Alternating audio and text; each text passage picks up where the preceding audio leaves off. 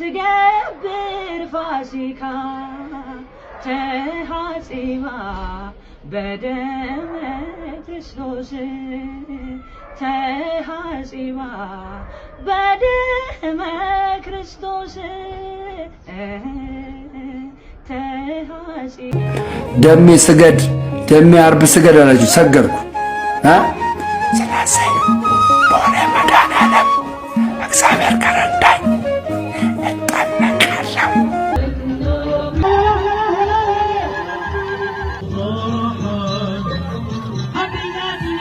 በመስቀል የተሰራ ምልክትን በማድረግና እርሱን በመርገጥ ለመስቀሉ ያላቸውን ጥላቻ እንዲሁም የክፉ ስራ ደፈርከኝ ልትይ ነው? አልመለስም። ምን ታመጫለሽ?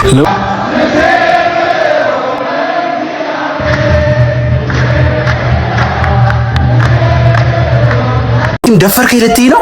አልመለስም። ምን ታመጫለሽ? ለወትሮ ሬሳ ሊሸኝ አሊያም ለጥምቀት ታቦት ሊያገባ ደጁን የሚረግጠው አቤል ዛሬ ግን በህመማቱ የእህቱን ነጠላ ወስዶ ወደ ደጁ ሊገባ ሲል ነበር። ወንድሜ ተመለስ፣ አባ ተመለስ፣ ተመለስ። ደሞ አንቺም ደፈርከኝ ልትይ ነው? አልመለስም። ምን ታመጫለሽ? ኧረ ተረጋጋ ወንድሜ። ስንት ስድብ አለፈ ህርሜን እዚህ በመጣት ተመለስ ትይኛለሽ? አይደለም ወንድሜ፣ በዛሬዋ ቀን እኮ እንኳን አንተ ክርስቶስም ለኛ ሲል ተዋርዶ በጥፊ ተመቷል። ሰማይ ምድር የማይችሉት ጌታ ቀራንዮ ኮረብታ ላይ እንደ ወንበዴ ተሰቅሏል።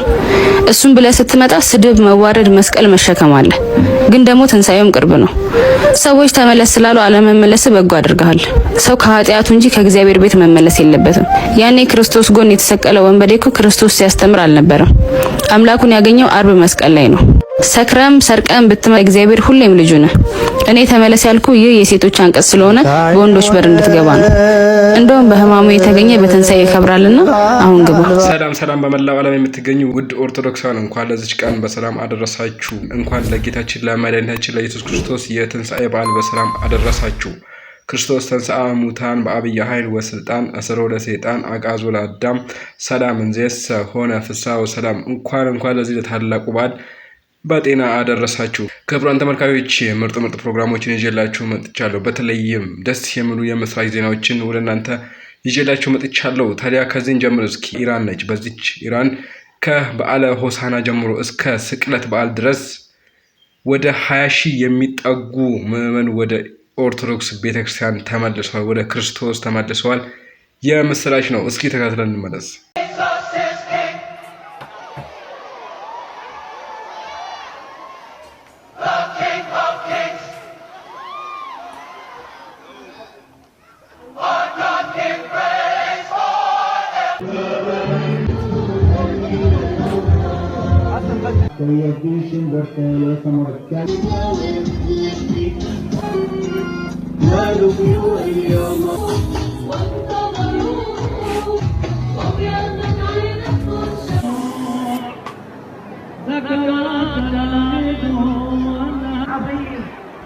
بالرغم من كل التحديات تبقى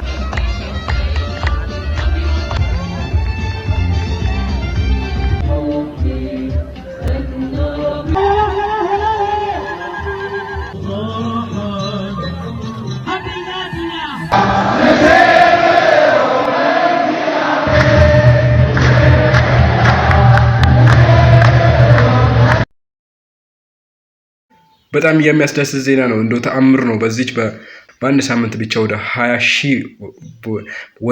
ሺህ ህዝቦች ወደ ኦርቶዶክስ የተመለሱት በክርስቶስ ያመኑት ማለት ነው። የሚያስደስት ነው።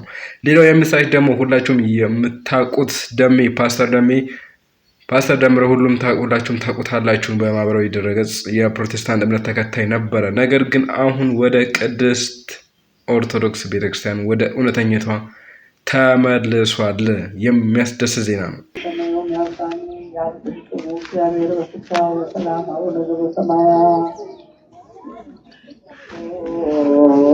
ያው ባጋው የሚያሳይ ሰው ቢኖር ነው በጣም ብዙ ነው የሚሰግደው ተስፋ አድርግ ነበር። ያው ስግደት ያለ መራካር ስለሆነ አተፍረዱበት። እንቀጥል እስቲ ከዛ በኋላ የነበረው ውይይት ላይ ሬጄ ዮሊ ዛሬ ገባው ቤተክርስቲያን ውስጥ ይው ጠቀር መጣያ የለም።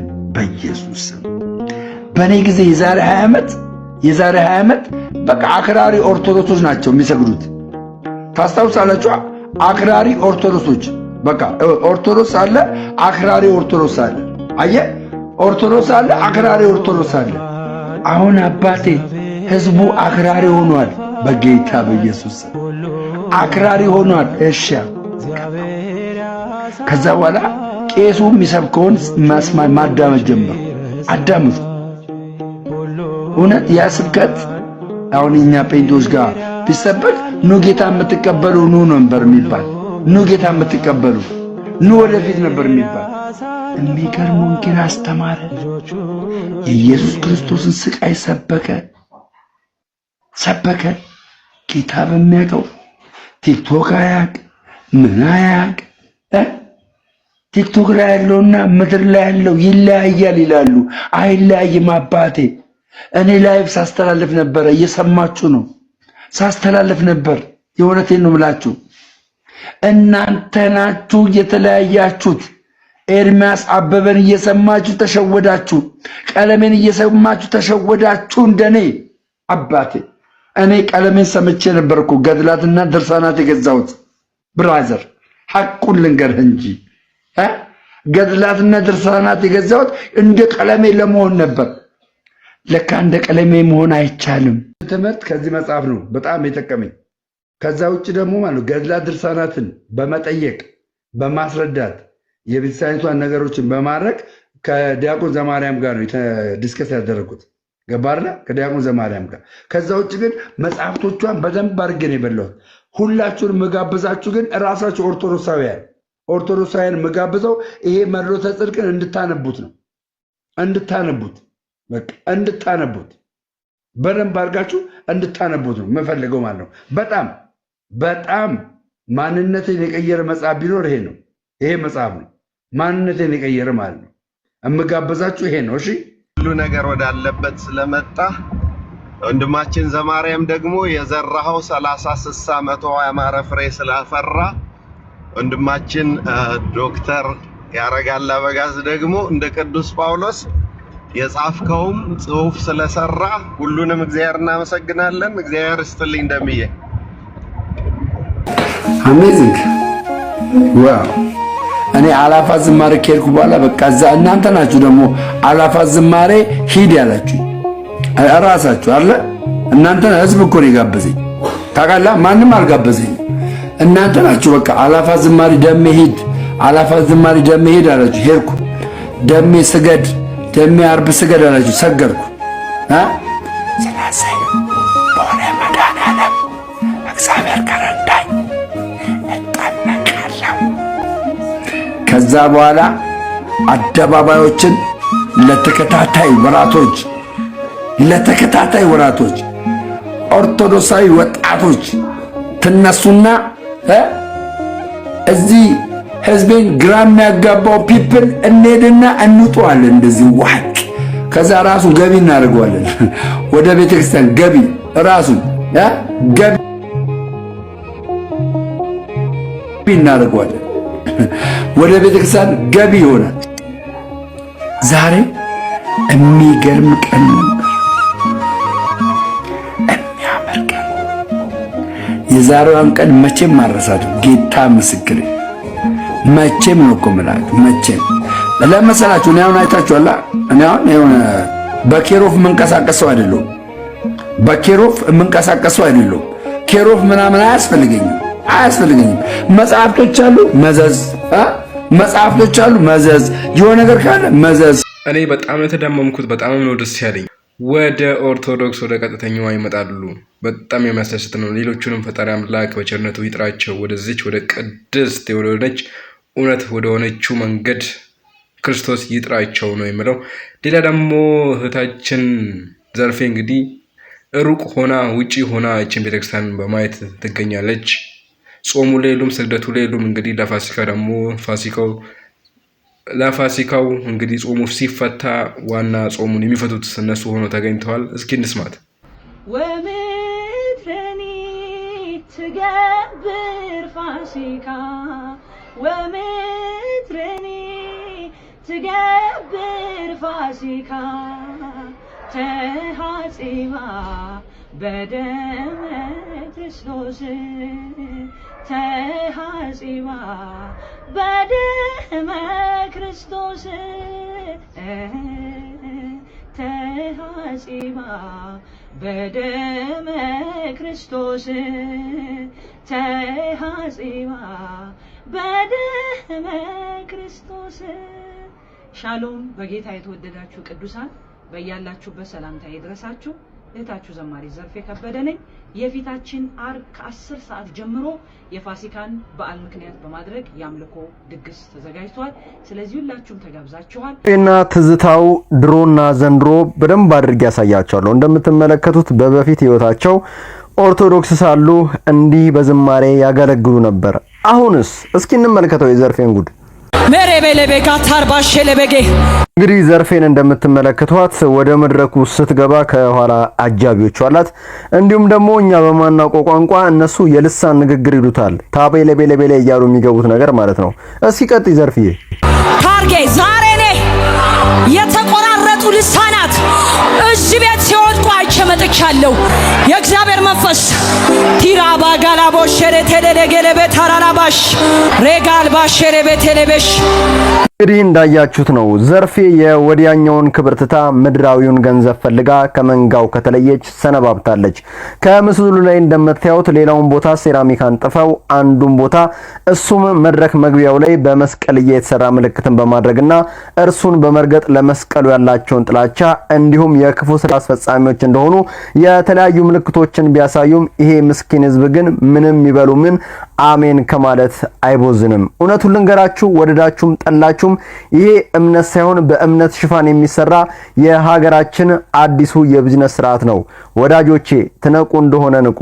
ምን ያደርጋል እንግዲህ ከዚች ከኦርቶዶክስ ቤተክርስቲያን ሲወጣ ክብር ሁሉ ሞገስ ሁሉ ይጣፋል። እንዲሁ በአፋችን ብቻ ነው የምንለፈልፈው እንጂ ሞገሳችን እንዳለ ድሮ በነበረን አገልግሎት ድሮ በነበረን ክብር አይቀጥልም። እቺ ቤተክርስቲያን ሞገሳችን ነች፣ ክብራችን ናት። እስኪ እንቀጥል።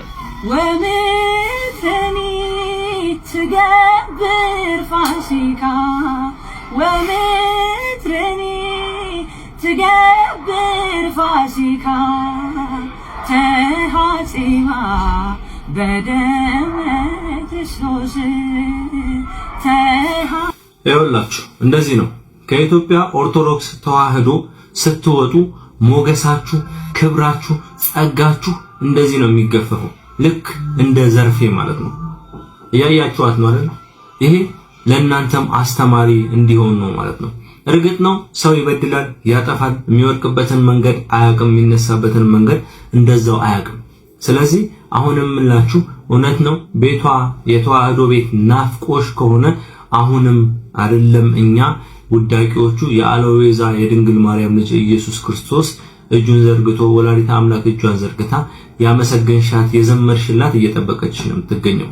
ስለዚህ ማስተዋል ለሁላችንም ያድል። እንግዲህ ወንድም እህቶቻችን ከዚህ ከቅዱስ ቤተክርስቲያን የወጡትንም ሆነ ውጪ ሆኖ የሚመለከቷትን ፈጣሪ አምላክ በቸርነቱ ወደዚች ወደ ቅዱስ ቤተክርስቲያን ያምጣት። ወደ ዋይት ሃውስ ለወስዳችሁ ነው። ህማማት በዋይት ሃውስ እንዴት ነበረ?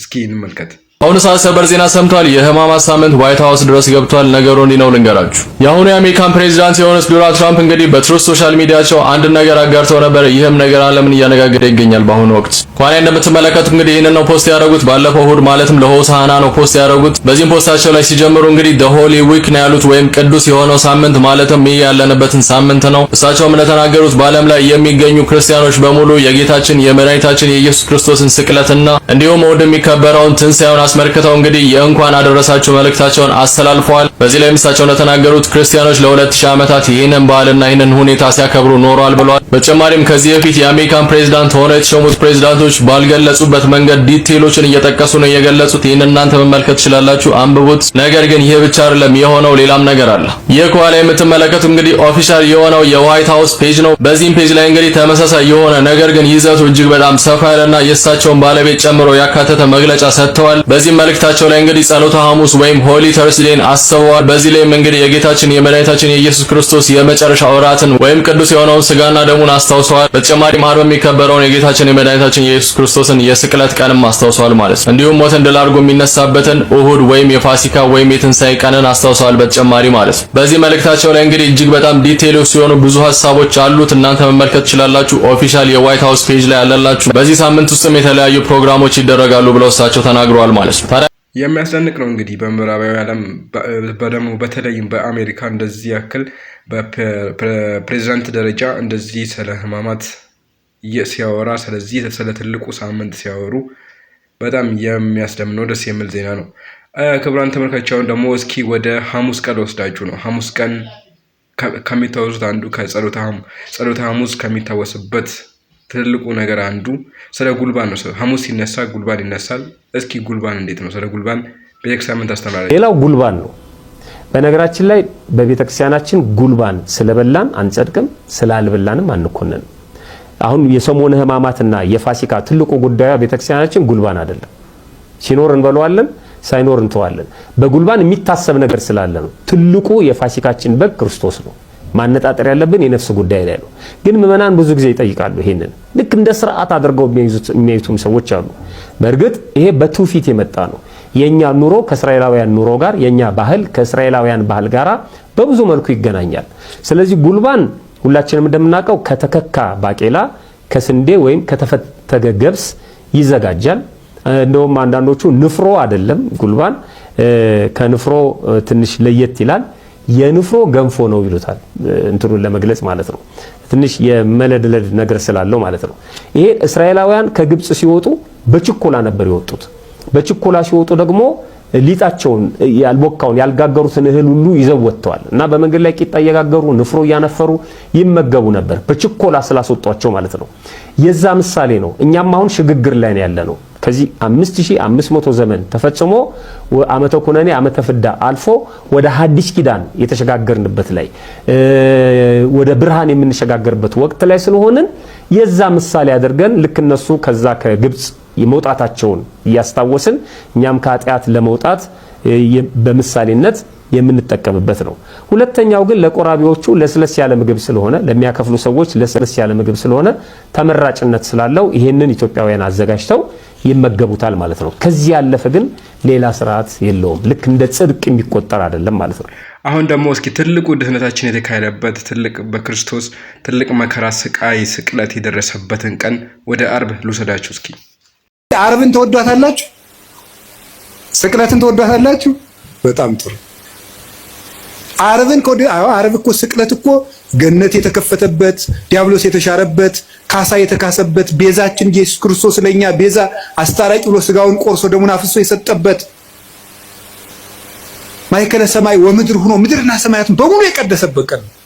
ዓርብን ከወደዳችሁት ከጎረቤትም ከልጅም ከቤተሰብም ከዚህ ዓለም ሲስተምም ከባለስልጣንም ከምንም የምንቀበለው መከራ ሁሉ ዓርብን መሳተፍ ስላለብን ክርስቲያኖች ይሄንን ሱታፌ ሊያመልጠን አይገባም።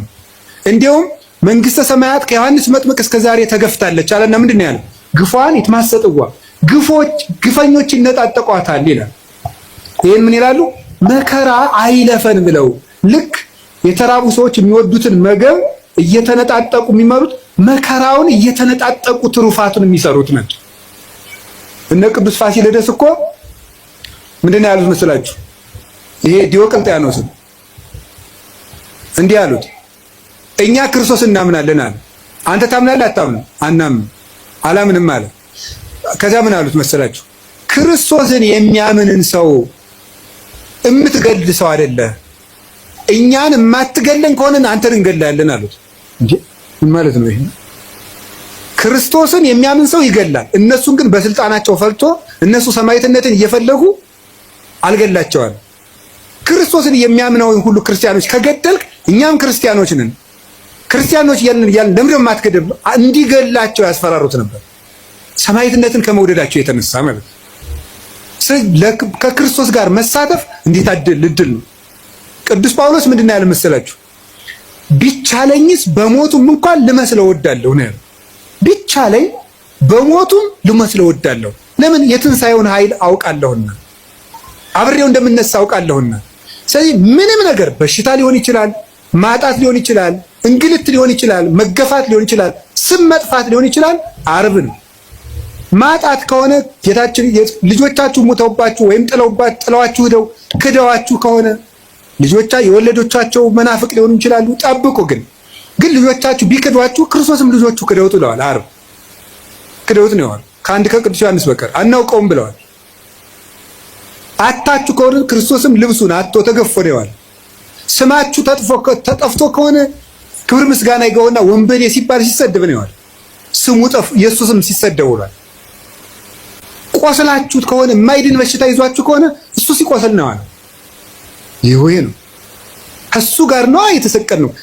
ክርስቶስ እንግዲህ በዕለተ ዓርብ ያን ሁሉ መከራ ለኛ ስል ቀምሶ ያን ሁሉ ተንገላቶ በመጨረሻም ነፍሱን አሳልፎ ሰጥቶን አድኖን ከዘላለማዊ እርግማን አድኖን ነፃ አድርጎን ለኛ ቤዛ ሆኖ የዋለበት ቀን ነው። ቅዳሜስ ትናንትና እንዴት ነበር? ምን ነበር? እስኪ እንስማው። በቀዳም ሱር እንግዲህ ቄጠማ ነው የምንቀበለው። በዚያ ቀን ቀዳም ሱር ስግደት የለም። ስዑር የተሻረ ማለት ነው። ስዕርት ናት፣ የተሻረች ናት። ቀኒቷ መሻሯ በጾም ነው፣ በሌላ አይደለም። በሰለስቱ ምዕት በህንፃ መነኮሳት በተሰኘ መጽሐፋቸው ላይ በዕለተ ቀዳም ሲጾሙ መገኘት እንደ ካቶሊካውያን መሆን ነው ብለው ነግረውናል። ስለዚህ አንጾም ቀዳምን። ዛሬ ግን እንጾማለን። ለምን? ጌታ ስኩብ በመቃብር ነው፣ በመቃብር ውስጥ አድሯል። ስለዚህም እንዲህ እያልን እንጾማለን። በመቃብር ያለህም አንተ ነህ፣ በኪሩቤል ጀርባም ያለህ አንተ ነህ።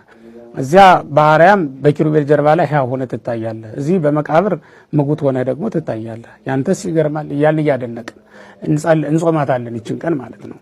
እንደ ዮሴፍ እንደ ኒቆዲሞስ መግነዝ ሲጠቀልሉት እያየን በመግነዝም ተጠቅሎ ወደ መቃብር ሲወርድ እያየን ትንሣኤውም የሚደንቀን እንደዚያ ስለሆነ ነው እና ይህን እያሰብን እንጾማለን። ከዕለተ ቀዳም ያው የጾም ቀን ነው፣ የሱባኤ ቀን ነው። ነገር ግን ቄጠማ ደግሞ እንቀበላለን። በዚያ ቀን ለምለም ነው፣ ልምላቤ አለው። ይሄ ቄጠማ የሚባዛም እንግዲህ በራሱ ፍሬ አይደለም። ይሄ ቄጠማ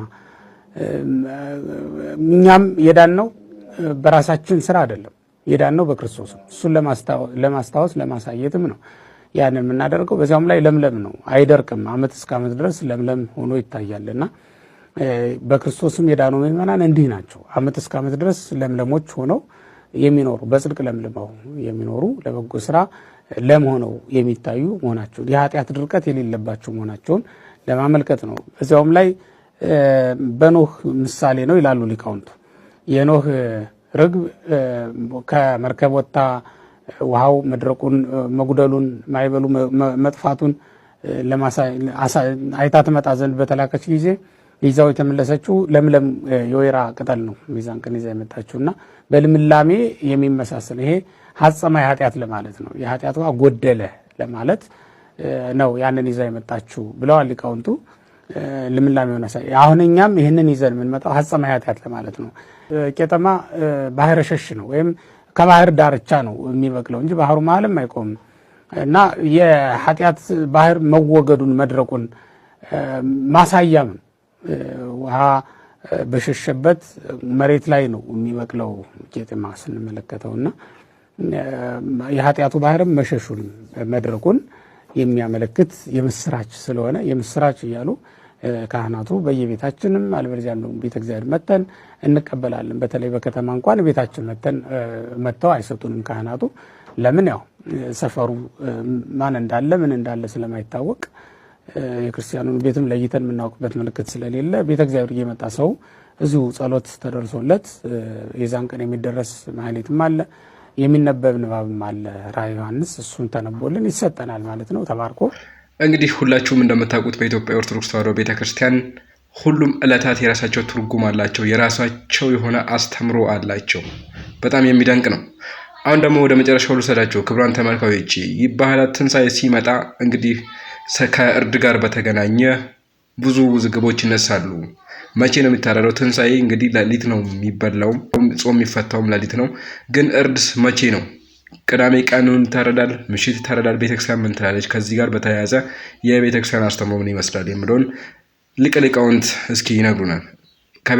የቤተክርስቲያን አስተምሮ ምን ይመስላል የሚሉን እስኪ ከመምህራችን እንስማ። ብላት ራሱ በዕለተ ትንሣኤ በማለዳ እንዲሆን መጻሕፍት ይመክራሉ። ይህም መጽሐፍ የሚመክረው ልክ እንደዛ ነው።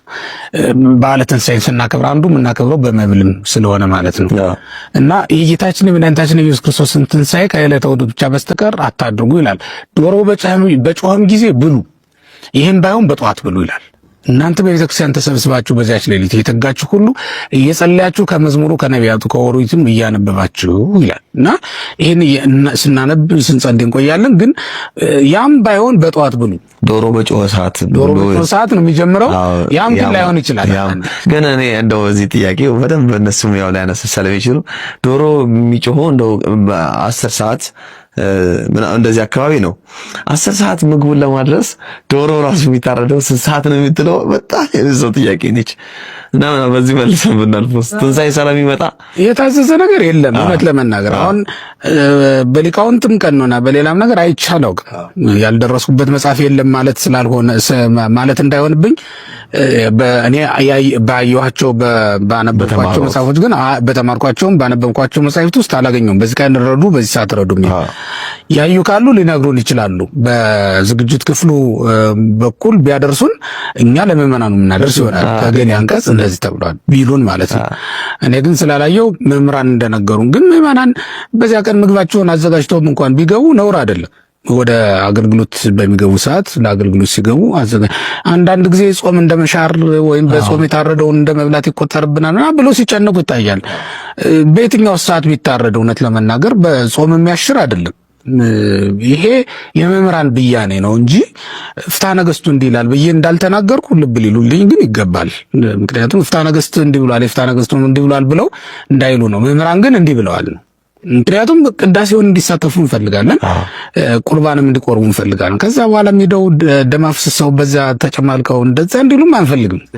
የሚበሉትን ነገር አስቀድሞ አዘጋጅ። ይሄ ርህራሄም ነው እውነት ለመናገር። ከዛ በኋላ ሄዳችሁ አርዳችሁን መብላት ያለባችሁ ብሎ አንድ ካህን ሰዎችን ማስጨነቅም የለበትም። በዛ ሁኔታ ነው እንዲመገቡ። አሁን በዶሮ ጩኸት ከዛ ባይሆንም እንኳን ሲነጋ ብሎ የተባለው ለዚህ ነው።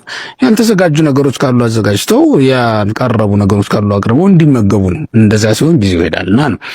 ሆኖም ግን በእነዚህ በዓላት አሁን በትንሣኤ፣ በልደት፣ በጥምቀት እንደዚህ ባለ ጊዜ ሊመገቡ ይገባቸዋል ነው። መቁረብም እንደዚሁ በሌሊቱ ነው ሊቆርቡ የሚገባ።